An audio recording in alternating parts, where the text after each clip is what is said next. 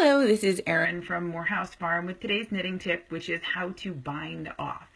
Now I'll show you first the most basic bind off that I learned when I was a child, and I think most of us do, which is we knit a stitch, which I've already done, then we knit a second stitch, and then we pull the first stitch and pass it over the second.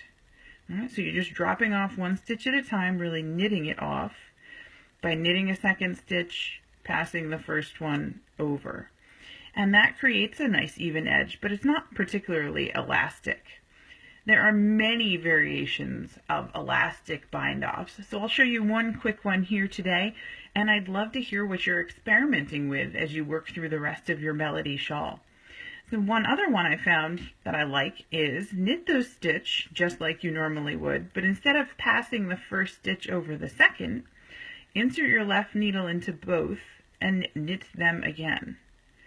So it's one extra step. You knit the second stitch, insert the left needle, and knit the two together again.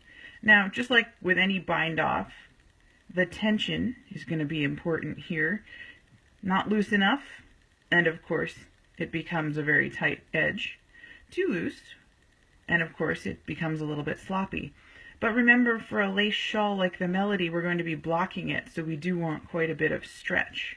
So that's why I've moved to this bind off, where we are knitting two and then knitting those two together again. And you can see that offers quite a bit more stretch than the part where I was just binding off one stitch at a time.